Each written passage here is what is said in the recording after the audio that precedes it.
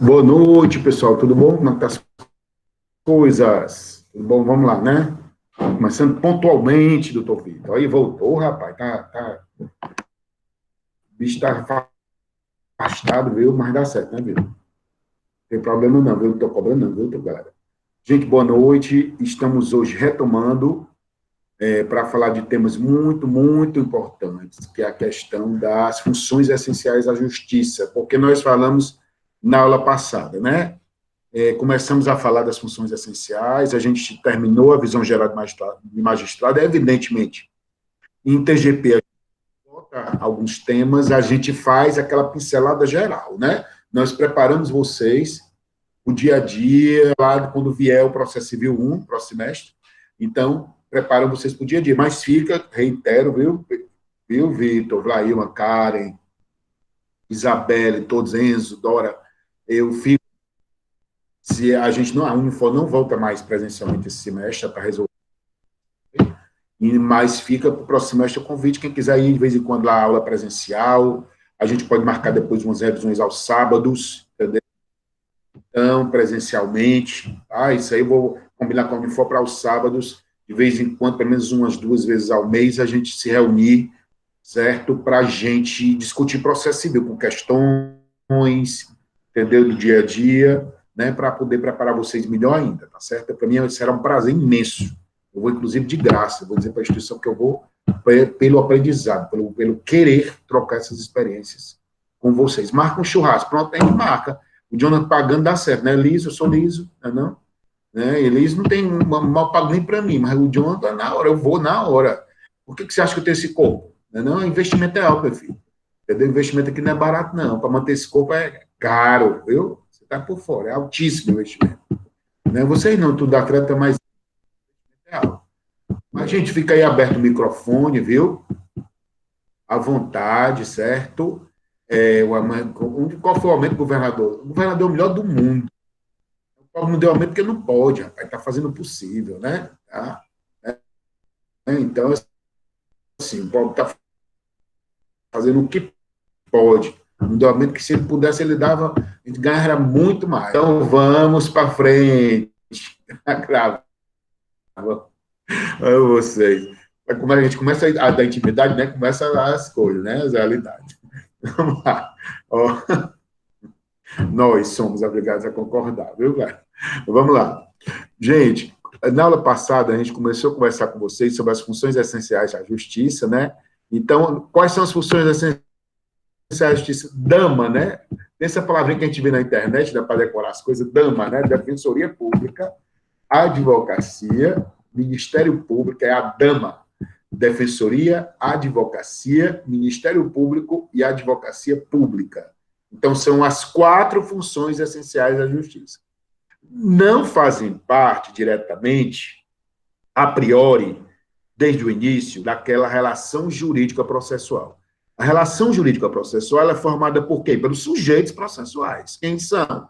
Autor, juiz e réu, ou seja, polo ativo, juiz, polo passivo. Formam uma triangulação, visando o quê? Resolver um objeto, visando resolver uma controvérsia. Então, as funções de concretização dessa ação jurídica.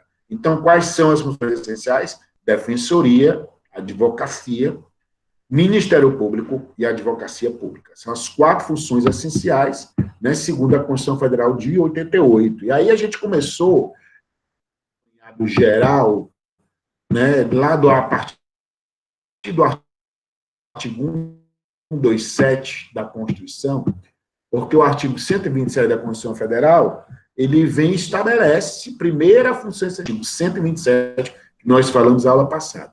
É a instituição permanente, essencial função jurisdicional do Estado, incumbindo-lhe a defesa da ordem jurídica, do regime democrático e dos direitos sociais individuais disponíveis. Gente, o Ministério Público, ele ganhou esse papel que ele tem hoje com a Constituição Federal de 88. Em 88, o Ministério Público exercia o papel como se fosse de advogado. O papel que hoje é exercido pelas procuradorias do Estado, do município, a advocacia da União, Procuradoria da Fazenda Nacional, Procuradorias Federais, quem exercia antes da Constituição de 88, também uma parte desse papel era o Ministério. Depois da Constituição de 88, não, aí, ó, se fortaleceu. Ele se fortaleceu e se tornou esse órgão que é hoje, independente, né, que busca o quê? O objetivo primordial, defender os interesses da sociedade. Eu disse naquele momento, na terça-feira, que no processo civil, o Ministério Público, prioritariamente, predominantemente, ele exerce a função de quê? Custos legis. Está travando às vezes para vocês, está travando, né? Então, eu vou mudar, deixa eu mudar aqui a internet. Então, viu? Peraí. Deixa eu mudar aqui a internet, porque eu acho que deve ser a internet. Está travando, então, a internet. Por isso. Aguarda um pouquinho, tá, gente? Deixa eu mudar aqui a internet.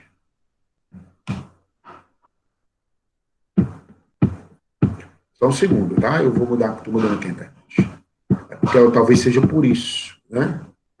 Tá, aguarda um pouquinho, tá, gente? Vou entrar aqui na internet. Pronto, vou mudar aqui a outra.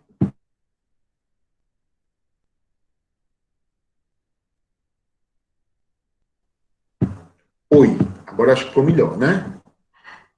Tá? Se não for, eu mudo aqui, tá? Olha aí, se ficou bom. Olha aí, Camila, olha aí, Laíma, tá bom? Tá? Vamos lá. Rafaela, ok? Vamos lá, que eu mudei. Gente, ó, então, retornando, tá? Então, o Ministério Público, gente, é extremamente importante no processo civil. Prioritariamente, ele é o quê? Prioritariamente, gente, ele funciona como custos legis. Custos legis, fiscal da ordem jurídica. No processo civil, ele exerce prioritariamente a função de fiscal da ordem jurídica. Ele não é sujeito diretamente, certo? Em regra, ele, no processo civil, ele é fiscal da ordem jurídica. Ele é custos legis. No processo penal, eu disse na aula passada, ele funciona como um dominus litis, dono da ação penal, titular da ação penal. Ele é a parte legítima originariamente no processo penal para ajuizar as chamadas ações penais públicas. No processo civil, não. Originariamente, ele é custos legis. No entanto, no processo civil, também ele pode ajuizar alguns tipos de ações, quando a lei permite. Certo? Quando a lei permite, ele pode ajuizar alguns tipos de ação. Desde que essas ações não tenham caráter privado. Por exemplo, o promotor de justiça, o procurador da República, o procurador da Justiça Militar, eles não podem ajuizar ações titularizando ações para eles, tá? Porque eles não têm a habilitação que o advogado tem. Eles estão ali para defender interesses de outrem, de terceiros, da sociedade. Então, eles podem, excepcionalmente, também no processo civil, ser autores de alguns tipos de ação que a lei permite, mas, em regra geral, eles funcionam como custos legis, fiscal da ordem jurídica. E no processo penal, como dominus litis. Aí nós fizemos uma classificação na passada, né, que a Dora sabe de cor salteado, e a Vlair, lá do artigo 128 da Constituição, que a gente falou que nós temos duas subdivisões na estrutura do Ministério Público. Nós temos o Ministério Público da União, que vai tratar de causas de interesse da União, e nós temos o Ministério Público do Estado, causas que não são de interesse da União. O MPU, por sua vez, segundo o artigo 128, doutora Rafaela, ele já está aí, que é no instante, ó. 128, eu acho que ela está dormindo, tá não. 128 do Código de Processo Civil, ou Código de Processo Civil, da Constituição Federal de 88, diz assim, 128, MPU é dividido em, é dividido em MPF, Ministério Público Federal, é dividida em MPT, Ministério Público do Trabalho, MPM, Ministério Público Militar, e Ministério Público do Distrito Federal e Territórios. O Ministério Público Federal é representado pelos procuradores da República, Ministério Público do Trabalho pelos procuradores do Trabalho, Ministério Público Militar pelos promotores e procuradores da Justiça Militar, Ministério Público do Distrito Federal e Territórios, que funciona lá no Distrito Federal e dos Territórios, que nós não temos nenhum no Brasil atualmente, né? Então, o Distrito Federal e Territórios fazem parte da estrutura do MPU, com a chefia única. Quem é a chefe do MPU? Procurador-Geral da República, doutor Augusto Aras. O Procurador-Geral da República, ele é o chefe do MPU. Já o Ministério Público dos Estados, lembrando a vocês que o Procurador-Geral da República ele tem que ser da carreira do MPU. A escolha tem que ser na carreira do MPU. Né? Houve muita polêmica, porque não tem, gente, como ocorre no MPE, que eu vou já explicar, no MPU não tem uma lista tríplice que eles escolhem. Havia o que? As entidades associativas, já era uma praxe, se reuniam e escolhiam uma lista tríplice. Mas o presidente Bolsonaro, ele teve uma lista e ele não escolheu nenhuma da lista, escolheu de fora. Né? Que atualmente o PGR é Augusto Aras, que é da carreira, tem que ser da carreira do MPU. Por exemplo, um promotor de justiça estadual não pode ser procurador-geral da República. Tá? E um procurador da República não pode ser chefe do Ministério Público Estadual. Tá? Tem que ser dentro da carreira. Ministério Público Estadual. Aí nós temos, Ministério Público Estadual, nós temos os promotores de justiça e os procuradores. O promotor é o de primeiro grau. Quando o promotor ele é promovido para o Tribunal de Justiça, ele recebe o nome de procurador de justiça. Não é a mesma coisa de procurador do Estado. São cargos, funções distintas, tá certo? O procurador do Estado é o advogado do Estado. O procurador de justiça é o promotor quando é promovido à segunda instância. Quem é o chefe do MPE? Procurador-Geral de Justiça, PGJ. Hoje é o doutor Manuel. O doutor Manuel é o Procurador-Geral de Justiça. Já de nível estadual é diferente, é mais democrático. Porque em nível estadual sai uma lista tríplice escolhida por eles, pela carreira, né? E aí se submete ao governador. Neste caso, o governador está sujeito a escolher o PGJ dentro dessa lista tríplice. Coincidentemente, o doutor Manuel foi mais votado, ele escolheu o mais votado, mas não é obrigação. Já ocorreu casos de ter o mais votado e o governador escolher o segundo e o terceiro. Entendeu? Não tem essa obrigação, é uma lista tríplice. Tá? Então, essa lista tríplice, dessa lista tríplice, o governador escolhe o Procurador-Geral de Justiça, que é o chefe de quê? Do MPE, Ministério Público Estadual. Quem é o chefe do MPU? Procurador-Geral da República, dentro da carreira do MPU. Qual carreira? Ministério Público Federal, Ministério Público do Trabalho, Ministério Público Militar, certo? Ministério Público Federal do Território. PGR, tá? Tem que estar num nível lá em cima, como subprocurador, tem uma estrutura diferente, só que não se submete a uma lista tríplice. Já em nível estadual, aí tem que ter uma lista tríplice. A lista tríplice, quem é que escolhe? Carreira, os próprios promotores. No caso da Estado, não é que, Diego, tanto um quanto o outro, não deixa eu fazer uma pergunta interessante, não precisa de aprovação, gente, eles se submetem a uma sabatina, né, entendeu? Como se fosse um ato complexo, entendeu? Então, assim, como se fosse um ato complexo. Então, ele submete a uma sabatina, né, a uma análise para de referendo para referendar o que o governador escolheu, tá certo? Então, se submete a uma sabatina. E por que o presidente não? Eu não entendi a pergunta, mas, Enzo, no nível de procurador-geral da República, não tem exigência da lista tríplice. A lista tríplice era uma praxe, seguindo o que diz o estadual. Já o estadual, a lei do Ministério Público, tem duas leis, então a lei complementar e a lei 8625, 93, essas duas leis, elas dizem como é que funciona. Já no âmbito do MPU, não tem essa lista tríplice. Tem que escolher dentro da carreira e tem uns perfis, entendeu? Tem alguns perfis que ele tem que observar. O nível estadual tem que ter 10 anos e tem que estar na lista tríplice, certo? Pois não tem por que não se submete assim, não tem, porque a lei não termina, não exige isso. Você está fazendo a pergunta, certo, gente? Repetindo. A lei do MPU não exige uma lista tríplice, entendeu? Exige perfis, certo? Tem uns perfis que ele tem que observar, mas em nível estadual, além dos perfis, dentre os quais os 10 anos de carreira, tem que estar na lista tríplice, certo? Então, o governador só pode escolher o chefe do Ministério Público Estadual, o PGJ, dentro dessa lista tríplice. Ok? Mas vamos para frente. Porque isso aqui é mais em matéria de direito constitucional. Estou só entrando um pouco para a gente poder se contextualizar. Gente, e o papel do Ministério Público? O papel do Ministério Público é o quê? Fiscalizar a ordem jurídica. Custo aos leis no processo civil, geralmente. Ele pode ajuizar algum tipo de ação? Pode. Eu vou já dizer quais. Só que um detalhe, antes de entrar, eu queria destacar bem rapidamente, tá? Que é matéria de direito constitucional, mas a gente vai destacar. Gente, é o seguinte, o artigo 127, parágrafo 1º, que eu já falei na aula passada, ele estabelece quais são os princípios ou institucionais do Ministério Público. O Ministério Público ele se sujeita, tanto o da União, né, MPU, como do Estado, MPE, eles sujeitam a 3 princípios institucionais. Unidade, rapaz, essa Rafa é desenrolada mesmo, olha aí, ó.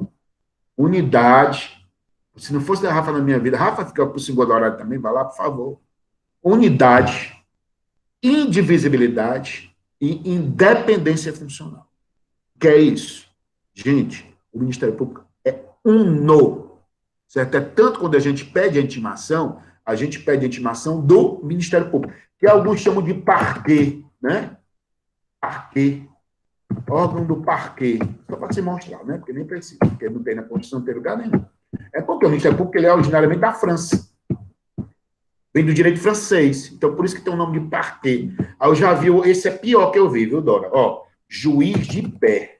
Não me chame não, porque, rapaz, coisa ridícula. Eu vi isso numa peça. Juiz de pé. E juiz sentado. Né? Porque era onde eles ficavam. Homem inteligente. Olha, esse menino parece que é professor de história, esse Jonathan. Eles ficavam em pé, no púlpito. Homem inteligente, rapaz. Graças a Deus tem gente inteligente, olha aí. Aí chama o juiz de pé. Fica assim. Entendeu? Mas não, gente. O nome é Ministério Público. Órgão do MP. Por isso que quando a gente pede para intimar, a gente intima o órgão do MP. Por quê? O primeiro princípio institucional, lá do artigo 127, parágrafo 1º, qual é? Unidade. O órgão do Ministério Público, ele é uno. Ele é um só. Então, quando eu estimo o órgão do Ministério Público da União, ele é um só, representado por uma chefia. A unidade, meus amigos, é um aspecto de natureza administrativa. Certo? A unidade é um princípio de natureza administrativa. A unidade... Não fica com raiva, não, eu estou brincando. Né? Não fica com raiva, não. Estou te elogiando. Então, a unidade é um princípio institucional de natureza administrativa. A decorrência desse princípio vem outro. Entendeu? A decorrência desse princípio vem outro. Qual é? Indivisibilidade. Também, lá no artigo 127, parágrafo 1º. Cadê a Helena? Está aqui, que ela não gosta muito, mas ela está se acostumando. Graças a Deus, né, Helena? Está preocupada. Indivisibilidade. Ó, o que é a unidade? Ele é uno. O MPU tem uma chefia única, Procurador-Geral da República. O MPL tem uma chefia única, Procurador-Geral de Justiça. Uma chefia única que representa administrativamente. Então, por isso que ele é uno. Por isso o princípio da unidade. Já no âmbito processual, essa unidade ela se transforma em indivisibilidade. A atuação do promotor e o que vem, ele pode ser substituído por qualquer um outro promotor.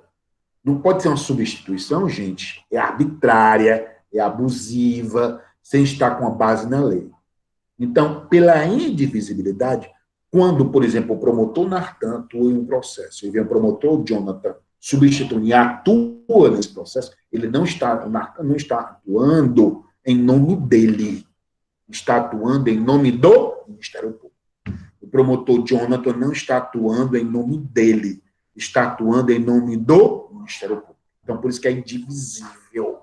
Não é dividido, não é fatiado. Ele não é uno administrativamente. Consequentemente, a atuação dele é indivisível. Quando eu intimo, eu não intimo o promotor Nartan, eu não intimo o promotor Jonathan, eu não intimo a promotora Isabelle, eu intimo o órgão do Ministério Público. Ele é uno. A atuação dele é indivisível. Ela não é dividida. No processo, podem funcionar vários promotores. Quando eles funcionam, estão funcionando em nome do Ministério Público.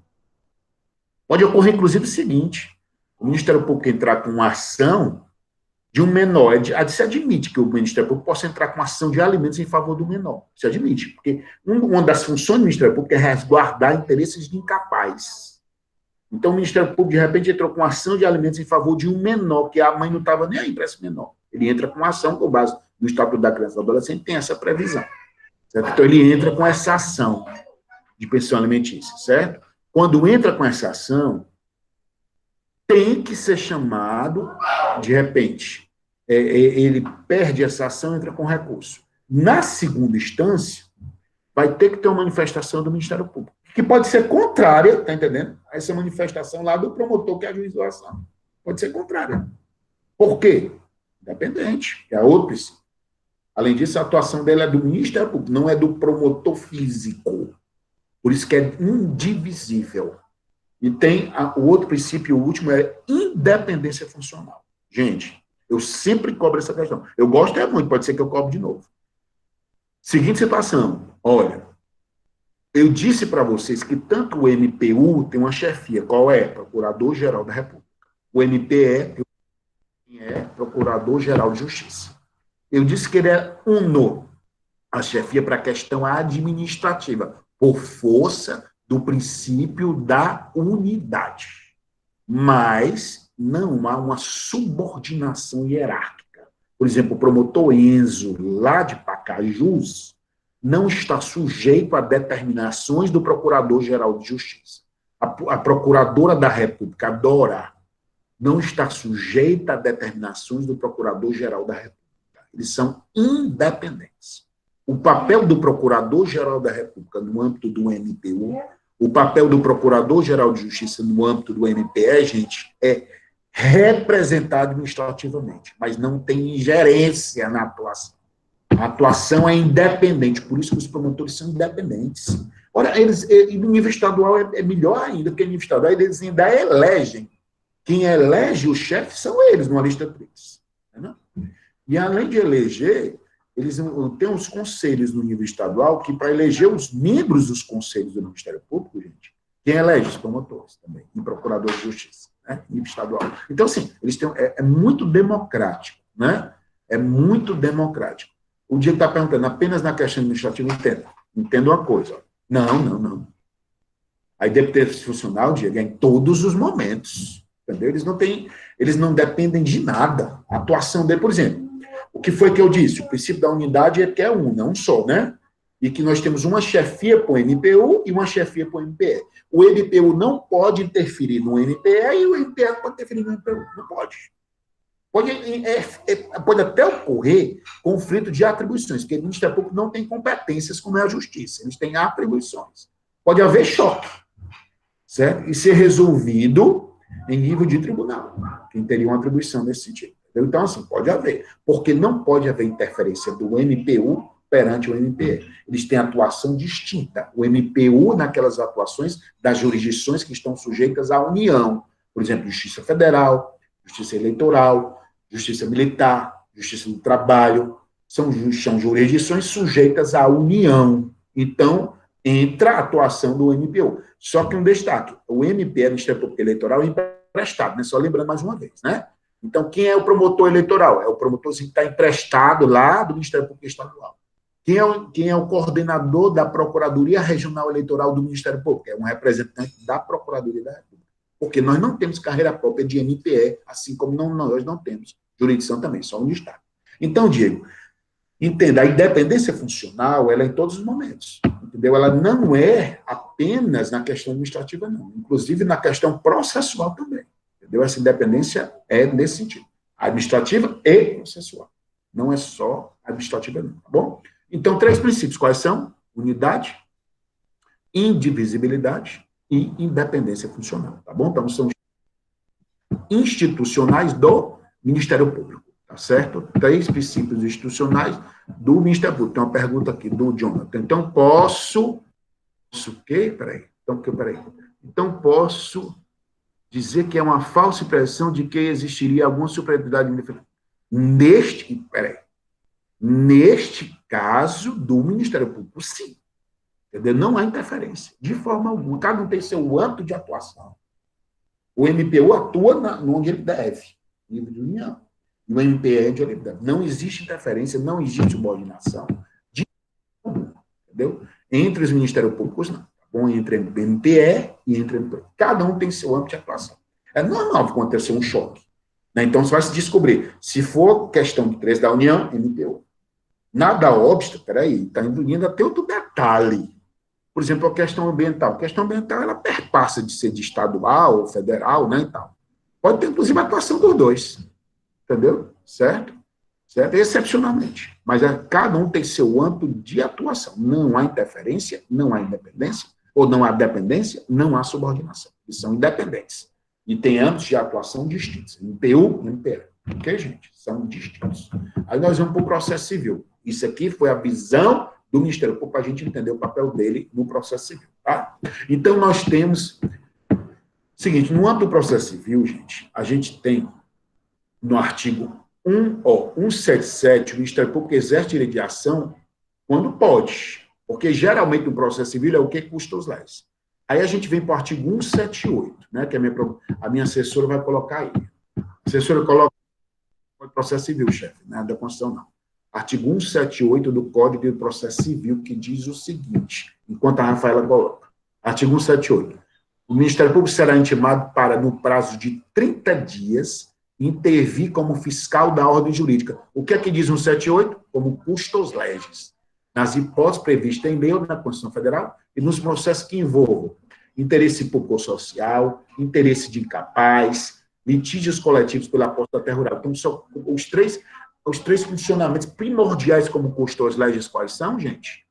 Interesse público ou social, interesse de incapaz, litígios coletivos pela posse da terra rural. E quando for o caso, tiver a participação da Fazenda Pública, mas tiver interesse público. Porque, por exemplo, se o município, o Estado, o Distrito Federal não, tiver resolvendo uma questão de natureza particular, um contrato de locação que não tem reflexos na administração pública propriamente dita, então não precisa da participação do Ministério Público. O Ministério Público, ele entra quando há interesse público ou social, quando há interesse de incapaz, quando há litígios de coletivos pela posse da terra rural ou urbana.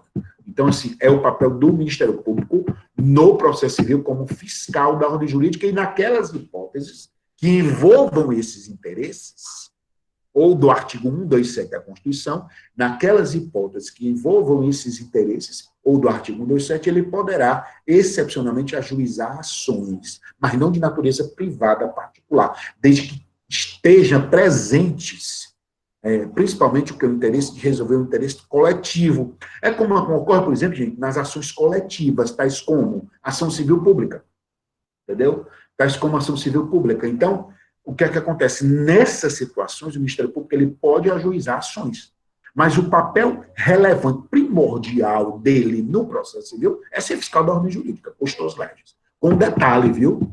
Um detalhe, mesmo sendo fiscal pelo artigo 179, ele pode requerer provas, artigo 179, Rafaela. Oh, meu Deus, a Rafa, às vezes, Rafa, não sei não. O artigo 179, cara, a moça está ajudando, o cara fica explorando, né? Artigo 179. Nos casos de intervenção como fiscal da direito, o que é fiscal da direito, professor Vitor, qual é? Custos legis.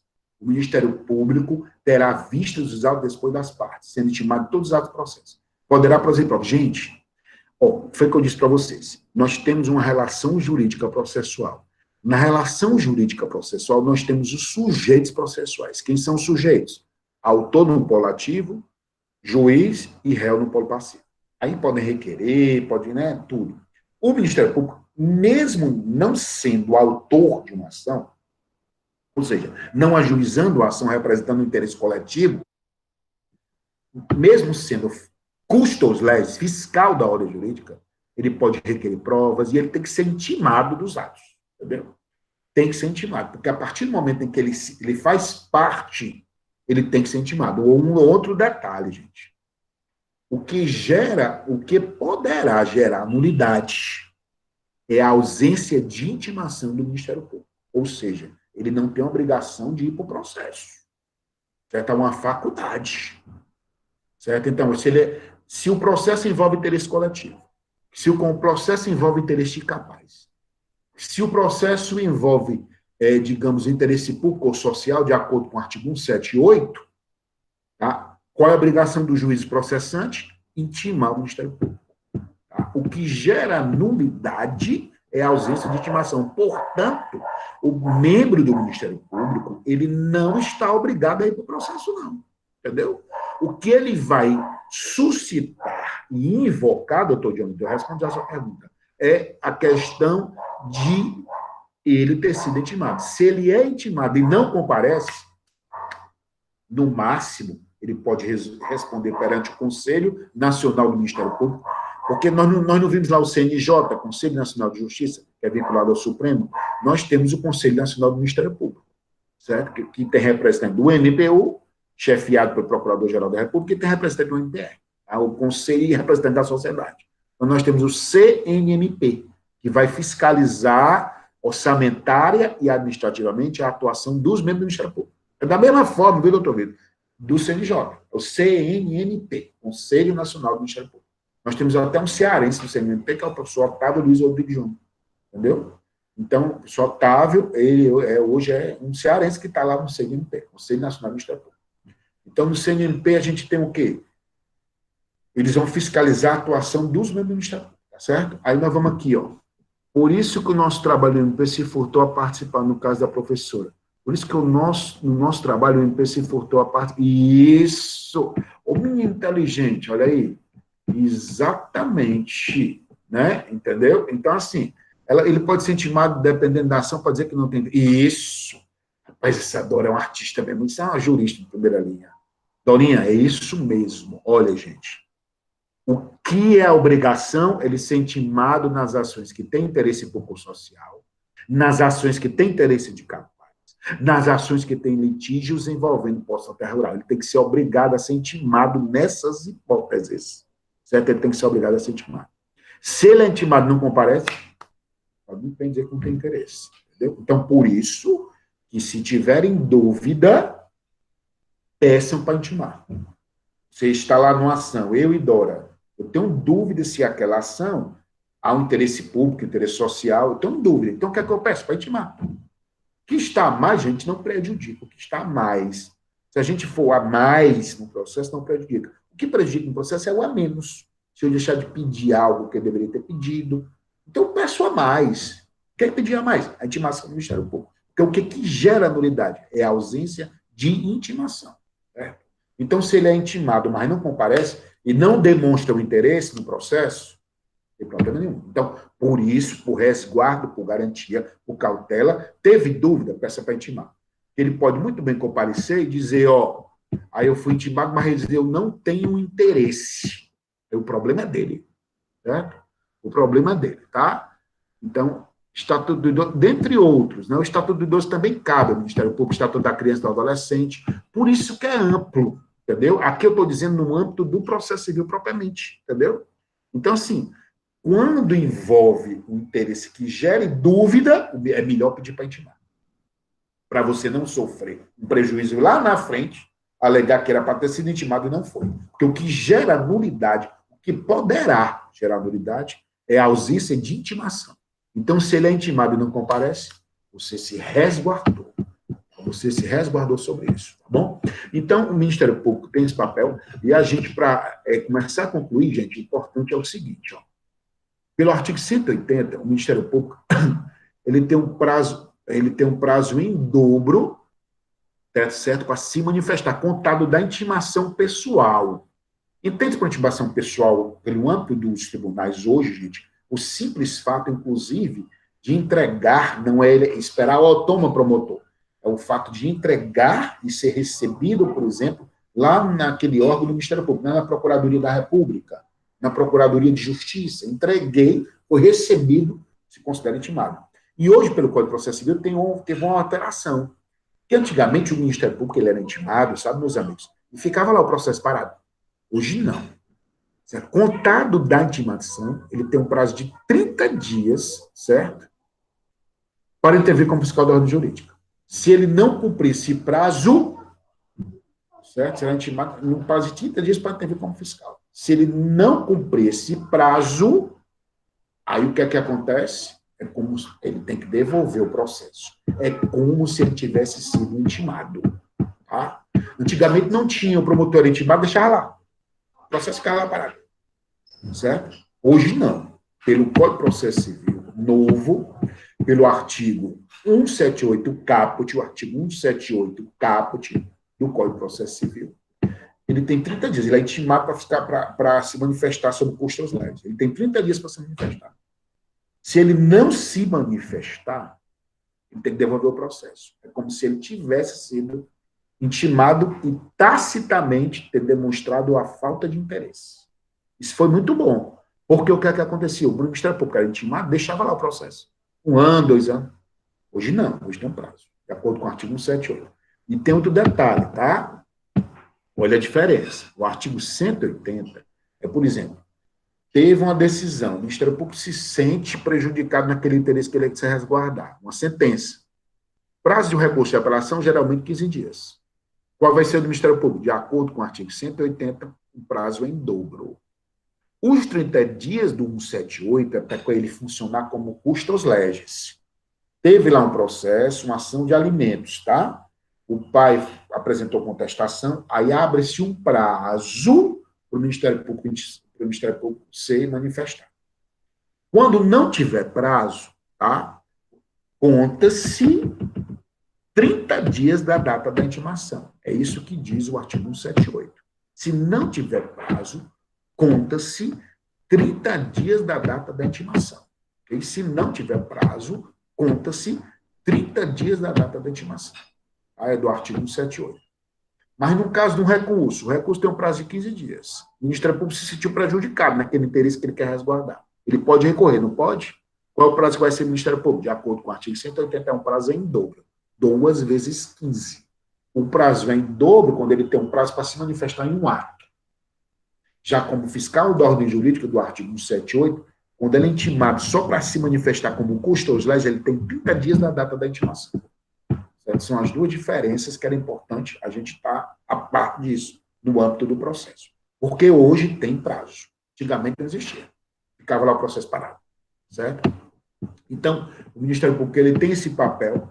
Tá? E uma outra relevante alteração, gente, foi no artigo 181, doutora Rafa. Artigo 181. Rapaz, olha aí. Artigo 181. Certo? O membro do Ministério Público será civil e regressivamente responsável quando agir com dolo ou fraude no exercício de suas funções. Gente, essa responsabilidade é pessoal do promotor, é pessoal do procurador da República, é pessoal do procurador da Justiça Militar, é pessoal do procurador do Trabalho. Ela não é do Estado, é dele. Não é do MP, até porque o Ministério Público, gente, apesar de independente, apesar de uno, apesar de indivisível, apesar de ser considerado por alguns como um quarto poder, porque ele tem, além disso, autonomia financeira e orçamentária, o Ministério Público é um ente autônomo. Ele não é um poder específico, como é o judiciário, como é o legislativo, como é o executivo, mas ele tem autonomia orçamentária, administrativa e financeira. O governador não pode interferir na autonomia do Ministério Público. Ele vai regir, vai tratar de sua verba da forma que ele quiser. Tá? Ele tem autonomia orçamentária, administrativa e financeira. Só ele tem essa autonomia. Só que um detalhe, ele não tem, gente, personalidade jurídica. Entendeu? Então, assim, se eu quiser entrar com ação contra o órgão do Ministério Público do Estado do Ceará, tenho que entrar contra o Estado do Ceará. Eu posso entrar de acordo aí, tá, com o artigo 81, se ele agir com dolo ou fraude, contra o promotor X, no aspecto civil. Mas é a mesma coisa que a gente comentou sobre o juiz. Ó. Artigo 37, parágrafo 6 da Constituição Federal, né, que é a responsabilidade civil objetiva ou risco administrativo do Estado. Artigo 37, parágrafo 6. Nós falamos isso lá na época da magistratura. É da mesma forma. Então, ele responde civilmente ele, pessoa física, não é a instituição.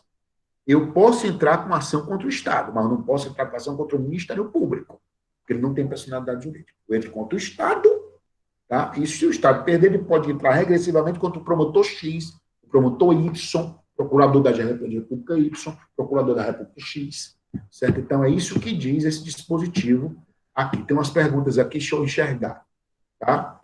Fala da nova MP que versa sobre a responsabilidade nesse período de pandemia, professor. Ó, o Enzo está falando do MP que saiu agora, né, recente, tá? Que está maior discussão, tá? E eles são responsáveis. Rapaz, tu me deixou agora numa sinuca de bico, entendeu? Sobre essa. Rapaz, eu não queria me posicionar sobre ela, não, entendeu? Assim, porque eu não acho. Eu tenho um entendimento sobre ela, entendeu? Eu acho ela muito temerária, entendeu? Certo? Essa nova MP ela é muito temerária porque pode trazer grandes prejuízos à questão do administrador público, do agente público e principalmente à sociedade. Então, acho muito perigosa.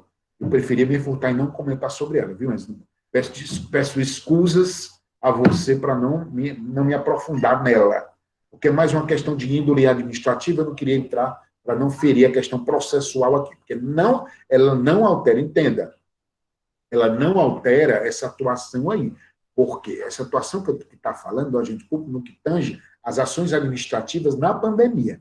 Esse dispositivo que eu estou falando para ti é o aspecto processual. Processualmente não mudou. Essa MP ela não altera isso, entendeu? Isso no âmbito do processo.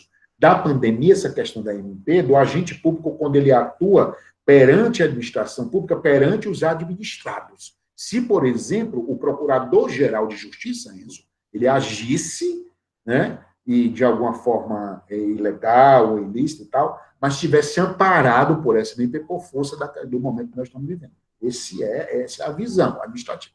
Processualmente não mudou, não. Processualmente, continua do mesmo jeito. Essa medida provisória ela não alterou processualmente, certo? Não alterou mesmo. Então, por isso que eu não quero entrar, porque ela é mais a questão de direito administrativo, não daqui. Processualmente, ela não mudou. Voltando, gente. Então, nós temos o quê?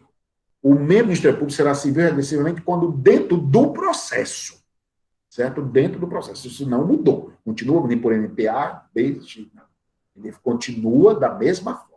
Responde pessoalmente. Não é o órgão, é ele, pessoa física. Ele, pessoa física, responde. Ok, gente? Então, está aí o Ministério Público. Alguém tem alguma pergunta sobre o Ministério Público no âmbito do processo civil? Não?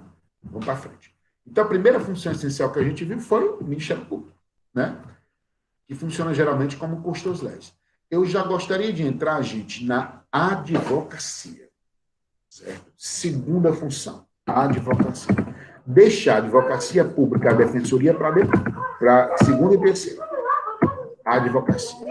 Gente, o advogado é indispensável à administração da justiça. Certo? Segundo o artigo 133, artigo 133 da Constituição Federal de 88. Artigo 133, ela botou lá, Rafael, falar rápido demais. 133. Primeira vez que eu ganhei dela. O advogado é indispensável à administração da justiça, sendo inviolável por seus atos e manifestações no exercício da profissão nos limites da lei.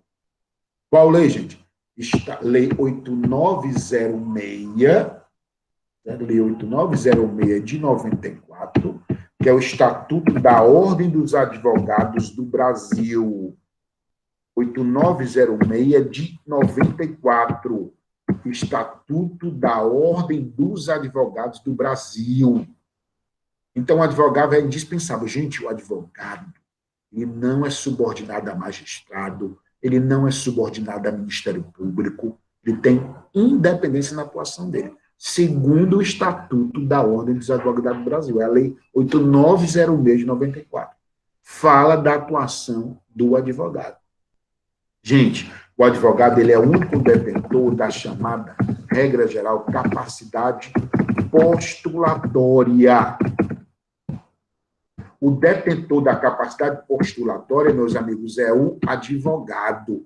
Ele que pode postular em juízo. Não se pode postular em juízo sem advogado. Não se pode postular em juízo. Rafael pegou, foi o Estatuto da Ordem, o menino desenrolado. Não se pode postular em juízo sem advogado. Quem é que diz isso? Lei 8906 de 94. É o Estatuto da Ordem dos Advogados do Brasil. São atividades privativas da advocacia, postular perante o órgão do Poder Judiciário, juizado, atividade de consultoria. Então, por quê? É a capacidade postulatória, capacidade de postular em juízo, tá? Não pode, precisa para você ir para o juízo, geralmente, na grande maioria das vezes, você precisa de advogado, certo? É o artigo 103, parágrafo 103 e parágrafo único, viu, Rafael? Vou pegar aí. Isso aqui é do Código de Processo Civil, gente. O artigo 103 do Código de Processo Civil. A parte será representada em juízo por advogado regularmente inscrito na Ordem dos Advogados do Brasil. Então, para ser advogado, tem que estar inscrito onde? Na OAB. Para ser advogado, tem que estar inscrito na OAB. Parágrafo único, é lista à parte postular em causa própria quando tiver habilitação. Por exemplo, quando eu era advogado, eu podia advogar para mim. Quando eu era advogado, eu podia advogar para mim. Hoje, eu sou delegado. Para eu buscar um direito ao juízo, geralmente eu preciso de quem? De um advogado. Eu preciso habilitar um advogado para o advogado defender meus interesses. Apesar de eu ter sido inscrito na ordem por 10 anos. Eu fui por 10 anos inscrito na ordem. Hoje eu não posso mais, que está com 10, vou completar 10 anos, sou delegado. Então, eu estou o quê? Hoje eu não estou mais inscrito na ordem. Então, não posso mais advogar. Então, para eu buscar uns interesses em juízo, eu preciso habilitar um advogado. O membro do Ministério Público, para buscar os interesses particulares em juízo, ele precisa de um advogado. Certo? Só não precisa de advogado nas hipóteses de juspostulante. O que é juspostulante? Postular em causa própria nas causas do juizado especial, certo? Civil e criminal estadual, nas causas até 20 salários mínimos. Juizado, lei 9099, lei 9099 de 95, certo? Até 20, nas causas até 20 salários mínimos. A lei do juizado especial, lembrem-se, a lei do juizado especial, as causas lá até 40 salários. Já nas causas até 20 salários, não precisa de advogado, ocorre jus postulante. Outro exemplo de jus postulante, habeas corpus. Então, habeas corpus, eu não preciso de advogado. Já no mandado de segurança, eu preciso. No habeas corpus, eu não preciso. Certo? São duas exceções que nós temos. Pela obrigação de postular em juízo, eu preciso habilitar um advogado. Então, se eu, Nartan, quiser entrar com a causa no juizado, até 20 salários, eu não preciso. Se eu, Nartan, que eu entro como cidadão, não é como delegado. Se eu, Nartan, quiser impetrar um habeas corpus, eu, cidadão Nartan, eu posso impetrar sem advogado. Já nas outras situações, não. Preciso habilitar um advogado para postular em juízo. Porque a capacidade de postular em juízo, ela é inerente ao advogado. Segundo o artigo 1º que a professora Rafaela colocou, e o artigo 1º do Estatuto da Ordem dos Advogados do Brasil, Lei 8906 de 94, né? E também o artigo 103, parágrafo único do Código de Processo Civil. Tem que estar obrigatoriamente a presença de advogado. E para estar, gente, o que é que eu preciso habilitar? Precisa ter uma procuração. Precisa ter uma procuração, certo? Precisa ter uma procuração, tá? Ó, o advogado não será admitido a postular em juízo sem procuração. Então, eu, Nartan, Rafaela, Isabelle, Dora, Jonathan, Enzo, todos vocês, para poder postular em juízo, precisa o quê? Habilitar um advogado. Como é que se habilita um advogado, doutor Jonathan? Outorgando ao advogado uma procuração, que é um instrumento de mandato. Instrumento de mandato. Instrumento de mandato. Seria o primeiro documento que eu ia fazer para você se a gente tivesse aula presencial. A gente ia fazer na sala, à mão. Porque, gente, vocês já imaginaram, você está lá no interiorzão e um cara quer te contratar e o computador não está prestando. Não tem, está tudo desligado, faltou energia geral. Não tem internet, não tem nada. Então, ele precisa otorgar um mandato para ti, porque ele vai viajar, não vai te ver tão cedo. Aí tu tem que fazer à mão. Já imaginou? E às vezes a pessoa não sabe fazer nem a procuração. Já peguei alunos, quando eu era professor do último semestre da disciplina de estágio 5, eu fiquei lá 8 anos nessa disciplina. Peguei aluno que eu disse, meu filho, faça uma procuração, ele ficava olhando para mim, com os olhos cheios d'água. Meu amigo, é o primeiro documento que você precisa saber, fazer uma procuração. Né? Então, estabelecer que quem outorga é o outorgante, que quem recebe é o outorgado. Por quê? Só pode postular juiz o advogado, certo? Nas hipóteses que não pode, juizado especial nas causas até 20 salários, habeas corpus, aí você sozinho, é o justo postulante. Mas para se postular em juízo, precisa você habilitar uma procuração, de acordo com o artigo 104, certo? O advogado não será admitido a postular em juízo sem procuração, salvo para evitar preclusão, decadência ou prescrição, ou para praticar ato considerado urgente. Se for um ato muito urgente, aí pode. Se não for, ele tem que habilitar através de um instrumento de mandato. Mandato, não é mandado, mandado é ordem, é mandado disso. Gente, pelo amor de Deus, não vão falar que eu vi um ofício um dia desse, na pobre estagiário não deu direito. Mandato de segurança. Olha, faça isso não, é mandado, é de ordem. Já a procuração, ela é mandato, com T. Ele é um instrumento de mandato. A pessoa está te representando, é um instrumento de representação. Então, para postular em juízo, precisa de uma procuração, precisa de um instrumento procuratório. Então, uma pergunta assim.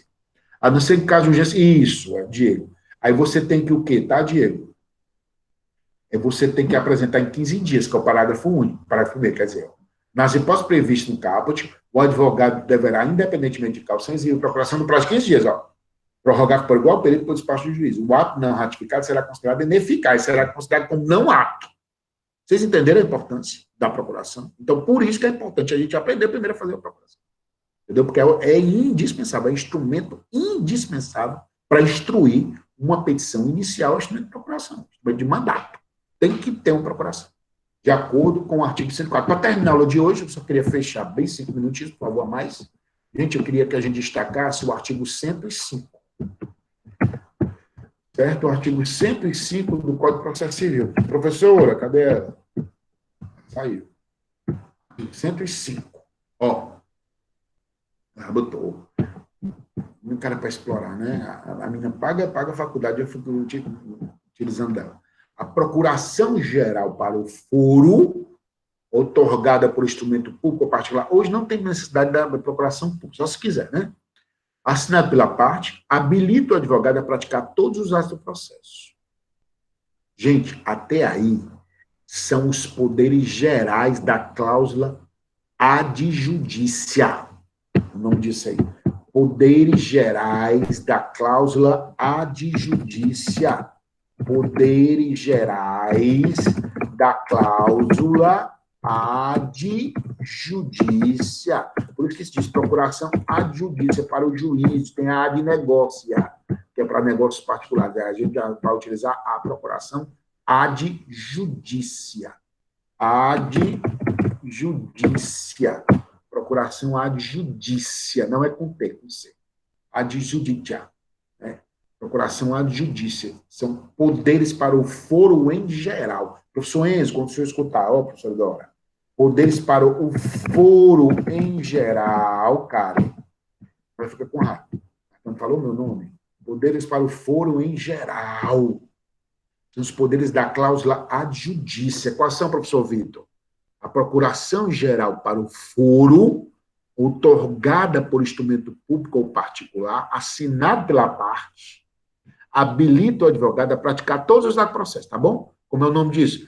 Poderes gerais da cláusula adjudícia, para tudo. Exceto, gente, a partir do exceto a gente chama de poderes específicos ou especiais. Específicos ou especiais, poderes específicos ou especiais, a partir do exceto. Certo? Então, vamos lá, voltando. A procuração geral para o foro, outorgada por instrumento público ou particular, assinado pela parte, habilita o advogado a praticar todos os processos. Como é o nome disso? Poderes gerais da cláusula adjudícia. A partir do exceto, só pode fazer o advogado se tiver expresso. na procuração. A partir do exceto, o advogado só pode realizar esses atos se estiver expresso na procuração. Vamos lá. Exceto receber citação, só pode se estiver expresso. Confessar, só pode se estiver expresso na procuração. Reconhecer a procedência do pedido, só pode se estiver expresso. Transigir, só pode se estiver expresso. Desistir, só pode se estiver expresso. Renunciar ao direito sobre o que se fundação, só pode se estiver expresso. Receber da quitação, né? Recebi o dinheiro que quitei, fiz um recibo. Firmar compromisso, né? Firmar compromisso arbitral. E assinar declaração de hipossuficiência econômica, que deve constar de cláusula específica. Como é o nome da parte do excesso? Poderes específicos e especiais. A partir do exceto, o advogado só pode realizar esses atos se previstos expressamente na procuração. Esses que não estão aí depois do exceto, ele pode fazer, por exemplo, analisar os autos, não sei o quê. Ele não precisa especificar, não, entendeu? Porque eles são poderes gerais. Poderes gerais que estão lá no Estatuto da Ordem dos Advogados do Brasil. Entendeu? Então, são poderes gerais. Poderes gerais servem para isso. Né? Então, por exemplo, a partir do artigo 7º, tá, do Estatuto da OAB, ele tem poderes que ele faz. Né? Artigo 2º, entendeu? São os poderes que estão lá no Estatuto da Ordem dos Advogados do Brasil. Tá? Mas, a partir do exceto, só se estiver previsto. Por isso, cuidado com aquelas procurações que é deste tamanho. Né? Vende até tudo da pessoa. Cuidado. Entendeu? Os poderes gerais do advogado são aqueles do dia a dia, corriqueiros, analisar os atos com audiência, fazer um pedido, postular, apresentar uma petição. Já esses aí, depois do exceto, gente, são chamados poderes específicos ou especiais. Neste caso, os advogados só podem realizar esses atos depois do exceto se estiverem expressos no instrumento de mandato, se estiverem expressos na procuração. Se não tiver expresso, ele não pode. Até porque, gente, tu vai autorizar toda hora o advogado para dar uma quitação no teu lugar, receber um dinheiro no teu lugar e dar quitação. Acontece muito problema com isso. A pessoa assina aquela procuração que vende tudo da vida dela. Aí o advogado recebe, ele não sabia que o advogado ia receber. Está lá. Poder expresso. Tem que estar expresso e a pessoa saber o sentido. Né? Já se questionou, às vezes, a pessoa mais vulnerável, de repente ela não sabe o sentido disso. Então, de repente, não gera nem efeitos jurídicos, dependendo se for comprovado o vício de vontade, né, aqueles vícios de vontade lá do Código Civil, então, consequentemente, pode gerar, inclusive, nulidade dessas causas. Por quê? Esses poderes, aqueles têm que estar expressos, e a pessoa tem que entender o sentido dela autorizar o advogado a dar quitação, dela o advogado a renunciar, dela autorizar o advogado a desistir. Vocês já entenderam os problemas? Os gerais é do dia a dia, da atividade corriqueira, da atividade inerente à atividade da advocatícia, ao mistério de advogado, ao exercício da atividade advocatícia que ele exerce. Bom, então, gente, eu queria parar aí até a procuração, tá? Até aqui eu fico suado, olha aí uma história, não é porque eu não estou em pé. Mas é isso, tá? Eu queria saber se alguém tem alguma pergunta. Na terça a gente termina as funções essenciais, que falta o finalzinho da advocacia, defensoria e advocacia pública. O PD já saiu. Gente, boa noite. Alguém tem alguma pergunta? Pode ligar o áudio. Se alguém tiver alguma pergunta, pode ligar o áudio. Então, pode abrir aqui, tá? Não tem problema nenhum. Pode abrir.